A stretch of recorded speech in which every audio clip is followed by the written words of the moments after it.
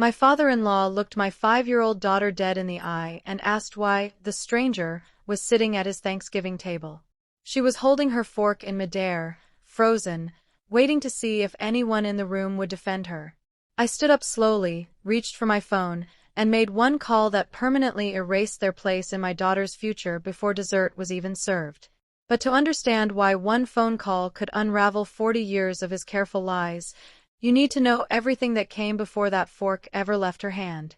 My name is Rachel Whitfield, and 3 years ago, I was still Rachel Preston, married to a man named Grant who I thought I knew. We tried for years to have a baby. 2 miscarriages, 1 failed round of treatment after another, and a marriage that quietly cracked under the weight of grief neither of us knew how to carry. When we finally decided to adopt, I thought it would heal something in us. Instead, it revealed something I hadn't let myself see. Lily came to us at 11 months old, a baby girl with dark curls and serious brown eyes that studied you like she was deciding whether you were safe. From the second the caseworker placed her in my arms, I knew. This was my daughter. Not our daughter in some abstract legal sense, mine, in the way that rearranges your whole chest the moment it happens. Grant smiled for the caseworker. He smiled for the photos. And 4 months later, he told me he wasn't built for this. Not the sleepless nights, not the therapy appointments for attachment, not a child who wasn't, in his words, biologically his. He packed 2 suitcases and left on a Tuesday while Lily napped in the next room. I finalized the adoption alone. My name only. Rachel Whitfield again, because I dropped his name the same week I signed those adoption papers. If he wanted no part of building this family, he'd have no part of naming it either. His parents, Harold and Diane Preston, took his side without hesitation. Diane called me twice that year, both times to ask how Grant was doing, never once to ask about Lily. Harold didn't call at all. But every Thanksgiving, an invitation still arrived, addressed to Rachel Preston and family, because appearances mattered more to Harold than accuracy ever would. I kept accepting those invitations. Not for Harold. Not even really for Grant, who usually didn't bother showing up himself. I went because Lily deserved a chance to know where half her story sat at the table, even if that half wanted nothing to do with her. I told myself that one day, they'd come around. Children have a way of softening even the coldest rooms. I remember the first Christmas after the adoption finalized, when Lily was not quite 2. Diane had bought gifts for every grandchild in the family, matching pajama sets, personalized stockings with names embroidered in gold thread. Every child had one. Lily didn't. When I asked, gently, if hers had gotten lost in the mail, Diane laughed it off. Oh, we weren't sure yet, with everything so new. Everything so new. Lily had been her granddaughter, on paper and in every way that mattered, for 8 months by then. I told myself it was an oversight. I told myself that the following year would be different, and when it wasn't, I told myself the year after that would be the one. I built an entire mental filing cabinet of excuses on Harold and Diane's behalf, because the alternative, admitting that my daughter's own grandparents had simply decided she didn't count, was too heavy to carry into every Thanksgiving, every Easter, every awkward July 4th barbecue where Lily played alone at the edge of the yard while her cousins ran through the sprinkler together. A family therapist I saw briefly during the divorce once told me that children don't need you to explain injustice to them. They clock it themselves, quietly, and file it away as evidence about their own worth. I didn't want Lily building that file. So I kept showing up, kept smoothing things over, kept translating cruelty into grandpa's just old-fashioned, or grandma's not great with new situations, because I thought protecting her from the truth was the same thing as protecting her. I was wrong about that. And it took a 5-year-old holding a fork in the air to show me exactly how wrong. Part 2. The Table. This past Thanksgiving, Harold and Diane hosted at their house outside Savannah, the same colonial-style home with the same white tablecloth they'd used for 20 years. Grant didn't come. According to Caitlin, he'd spent the holiday with his girlfriend's family in Florida, which had become his pattern the last 2 years. present enough to keep his name on the invitations, absent enough to never have to sit across from the daughter he'd walked away from. Grant's younger sister, Caitlin, was there with her husband and their 2 boys. A handful of cousins. The usual crowd. Lily wore a purple dress she picked out herself, the one with tiny embroidered stars on the collar. She practiced saying, "Please pass the rolls in the car," because she was nervous about talking at a grown-up table, and she wanted to get it right. That's the kind of kid she is. Careful. Watchful. Trying so hard to belong in rooms that never quite made room for her. We sat down. Harold said grace, thanking God for family, for blessings, for another year together. The same speech he gave every year, performed rather than felt. His eyes swept the table as he spoke, landing on each grandchild in turn, pausing a half-second longer on Lily, though I couldn't tell in that moment whether it was suspicion or simple unfamiliarity. Plates got passed. Conversation drifted to Caitlin's promotion, to a cousin's new house, to nothing in particular. Lily sat between me and Caitlin's youngest, coloring quietly on the paper placemat someone had thoughtfully set out for the kids, occasionally glancing up at the adults like she was trying to learn the rules of a game nobody had explained to her. I watched her study Harold at the head of the table the way she studies everything new, carefully, patiently, hoping to be let in. Then Lily reached for the basket of rolls, remembered her line, and said it clearly, "Please pass the rolls." Harold set his fork down. The whole table went quiet in that specific way rooms go quiet right before something breaks. Why is the stranger talking at my table? He wasn't joking. His tone had no warmth in it, no gruff old man humor to hide behind. He looked directly at my daughter, this 5-year-old in a purple dress with stars on the collar, and called her a stranger in front of everyone who was supposed to love her. Lily's fork stopped in midair. Her eyes went wide and then very still, the way children go still when they're trying to disappear rather than cry in front of people. Caitlin's youngest son looked between his mother and his grandfather, confused. Diane stared down at her plate like it had suddenly become the most important object in the room. Nobody said anything. 3 full seconds of nobody saying anything. That silence told me everything I needed to know about how long this had been sitting underneath the surface, waiting for permission to come out loud. I want to be honest about what went through my mind in that moment, because it wasn't rage, not yet. It was clarity. A door in my head that had been cracked open for 3 years finally swung wide, and I could suddenly see the whole shape of the house on the other side of it. I thought about every Christmas card addressed only to the Prestons, Lily's name conspicuously absent. Every family photo on Diane's mantle that stopped the year Lily arrived. Every time Harold introduced her at church functions as Rachel's little one instead of his granddaughter. The pattern had been there for 3 years. I had just kept excusing it as awkwardness, as an old man who needed time. He didn't need time. He needed a witness willing to let it go unanswered. I had been that witness for 3 years, and I was done auditioning my daughter for a love that was never coming. I stood up slowly. I didn't raise my voice. I reached into my bag and took out my phone. "Rachel, sit down, you're making a scene," Diane said quietly, which told me she cared more about the scene than about what had caused it. "I am," I agreed. "But not the way you think." I dialed a number I had saved 8 months earlier and never expected to use. The emergency trustee line the family office kept staffed year-round for exactly this kind of urgent request. It rang twice. A man's voice answered, warm and professional. "Whitfield Family Trust Emergency Line, this is Neil." Here is the piece of this story none of the Prestons knew, because Grant never told them, and I certainly never volunteered it. My late grandmother, Eleanor Whitfield, had left me a modest trust years before any of this happened. Money meant for Lily's education, held in careful stewardship by a small family office in Savannah that handled beneficiary administration year-round, including urgent changes like the one I was about to make. 2 years ago, in a moment of what I can only call cautious optimism about reconciliation, I had named Harold and Diane as secondary contacts on the account, a formality that let them receive basic annual statements confirming Lily as the named beneficiary. It was a peace offering. proof in writing permanently on file that Lily was mine, real, entitled family, whether they wanted to believe it around a dinner table or not. I had never told them I'd done it. I wanted them to find dignity on their own first. That evening, standing at Harold's table, I decided they didn't get dignity anymore.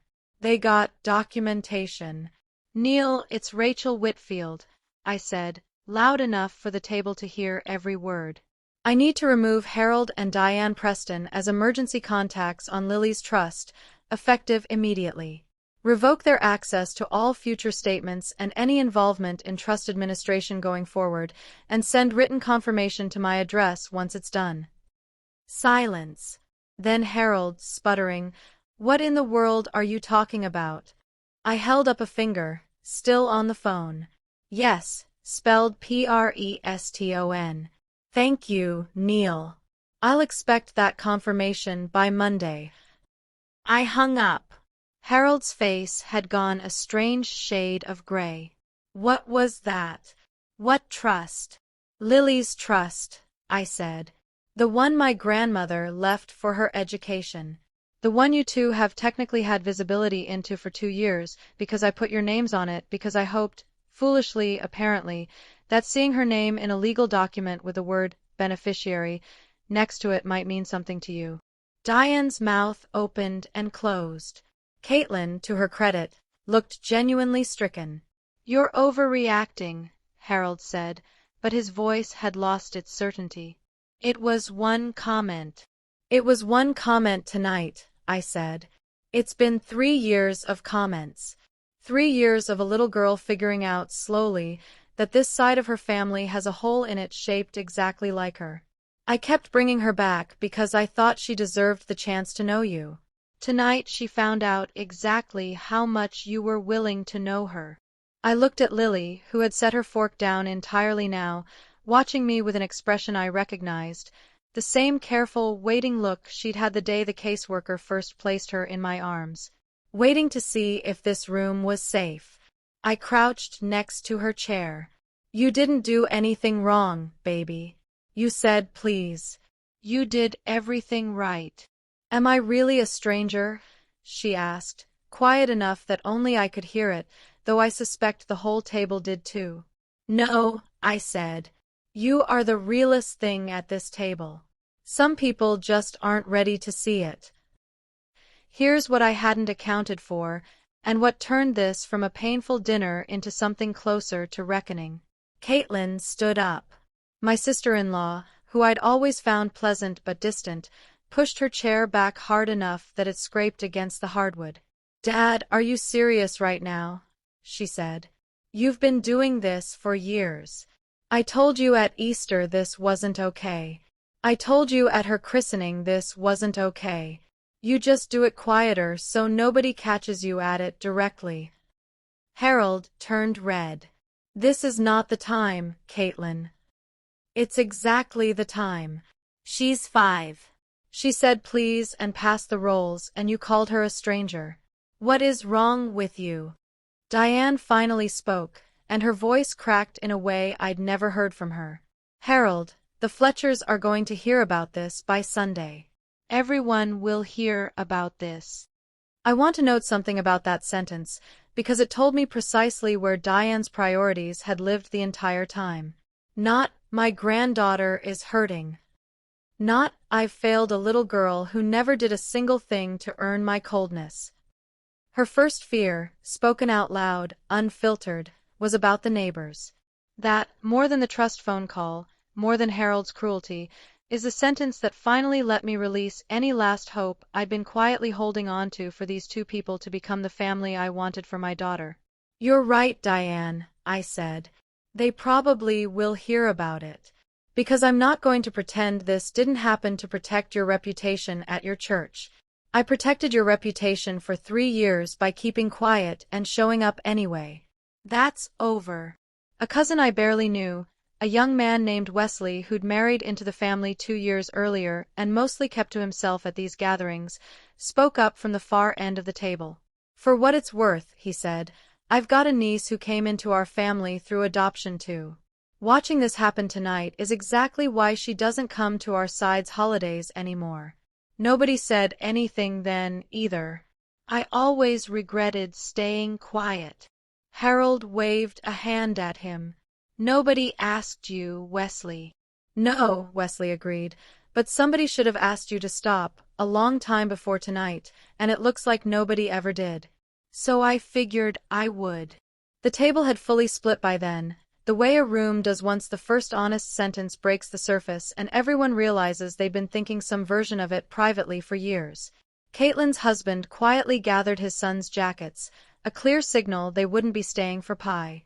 One of the older cousins reached over and squeezed Lily's shoulder gently, telling her she liked her purple dress, a small kindness that landed heavier in that moment than it would have on any ordinary night. Harold looked around the table like a man recounting a crowd he thought he could still control, and finding the numbers no longer in his favor. This is exactly the kind of dramatics I'd expect, he muttered, mostly to Diane, though loud enough for the rest of us to hear. Everyone's overreacting to one comment. It wasn't one comment, Dad, Caitlin said again, quieter this time, more tired than angry. It was never one comment. You just finally said the quiet part where enough people were around to hear it clearly. I didn't storm out. I want to be clear about that, because I think there's a version of this story where the mother grabs her daughter and slams the door and it's satisfying in a loud way. That's not what happened, and honestly, the quiet version did more damage than any door slam could have. I helped Lily out of her chair. I thanked Caitlin specifically for saying what she said, because she didn't have to and she did anyway. I looked at Harold one last time. I'm going to tell you something, and I need you to actually hear it, not just wait for me to stop talking, I said. Lily is going to grow up. She's going to remember this table, whether you want her to or not. The only thing left for you to decide is whether she remembers it as the place a stranger sat, or the place her grandfather finally understood what he almost threw away. That choice is entirely yours. It's not mine to make for you anymore. Harold said nothing. Diane cried, quietly, into her napkin. We drove home with the radio low and Lily eventually asleep in her booster seat, one hand still curled like she was holding an invisible fork. I cried once we hit the highway, the kind of crying that isn't sad exactly, more like a pressure valve finally letting go after 3 years of holding steady. I didn't understand why Harold's face had gone that particular shade of gray until 3 weeks later, when Neil from the trust office called me directly, something he'd never done before. Rachel, I want to flag something for you, he said. When I pulled the account records to process the contact removal, I noticed Harold Preston had logged into the online portal 4 times over the past year. He wasn't authorized to make changes, so nothing happened, but he was checking the balance regularly. Sometimes twice a month. I sat with that for a long moment. Harold, who couldn't be bothered to send a birthday card to a 5-year-old, who called her a stranger at his own dinner table, had apparently been quietly monitoring the size of her education trust for over a year. I asked Neil to send me the login timestamps. A pattern emerged that turned my stomach, the checks clustered around family gatherings. He'd logged in the week before Easter. The week before Lily's birthday party, which he hadn't attended. The week before this Thanksgiving. It wasn't affection driving those visits to the portal. I think now that Harold had never fully closed the door on Lily as a Preston when it came to money that might someday flow back toward the family name, a scholarship fund he could point to at church, a grandchild success he could claim credit for without ever having done the work of grandparenting her. He wanted the appearance of a stake in her future, without the burden of ever making her feel like she belonged in his present. That's the part that finally made the anger settle into something calmer and more permanent. This wasn't confusion, or old-fashioned awkwardness, or a man who needed time. Harold had been keeping score the entire time, quietly, from a distance, waiting to see if the investment would pay off before deciding whether to claim her.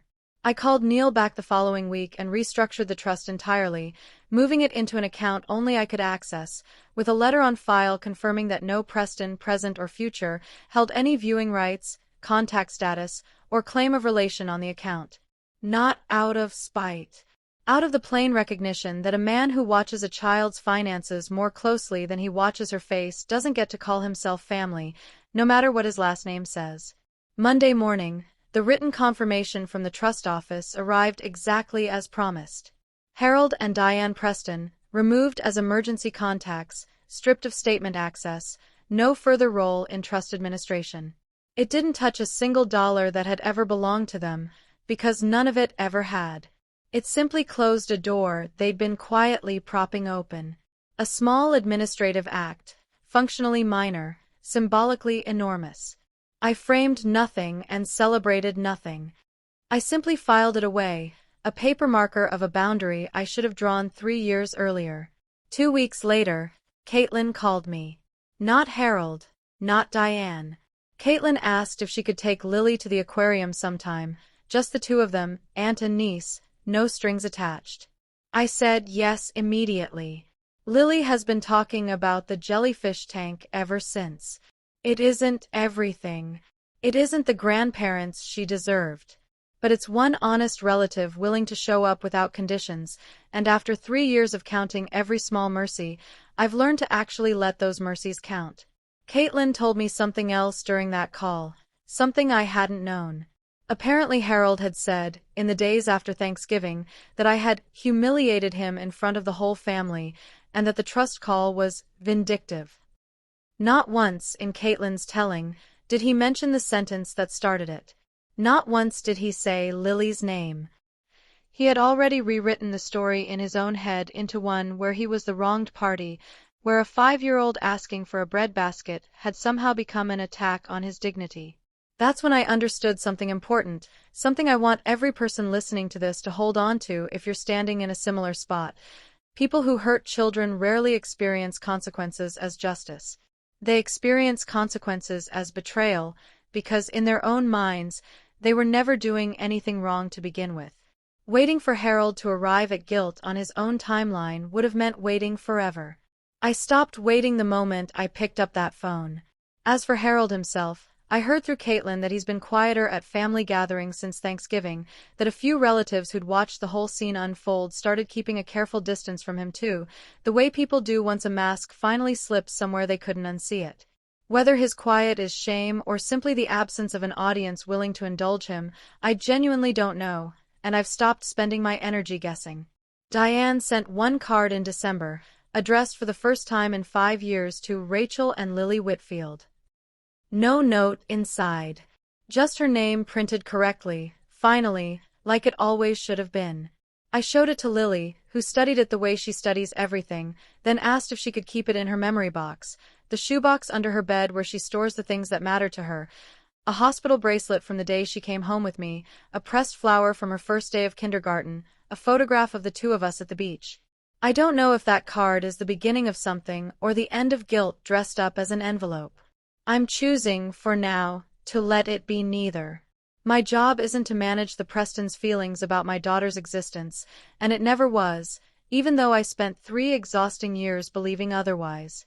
My job is to make sure she never again sits at a table wondering whether the people around her see a stranger or see her. Some nights, when I tuck her in, she still asks about that dinner. Not sadly anymore, more like she's checking a fact against her memory, the way kids do when they're building the story of their own life. Grandpa Harold said I was a stranger, she'll say. And I tell her the same thing every time, because I want it worn smooth into her like a stone in a riverbed by the time she's old enough to really need it. Some people can't see what's right in front of them. That was never about you being unclear. That was about him being unwilling. She usually nods, satisfied, and asks for one more page of her book. That's the version of closure a 5-year-old needs, not a full resolution, just proof that the adult in the room isn't going to let the lie stand unanswered twice. She's not a stranger. She never was. She's the realest thing that's ever happened to me, and any table that can't see that doesn't deserve to have her fork in the air waiting for permission to eat. If you were at that table, would you have stood up with me, or stayed seated and stayed quiet? Drop your answer below, and if this story hit you the way it hit me writing it, hit subscribe to Sophie Revenge. New stories drop every single day.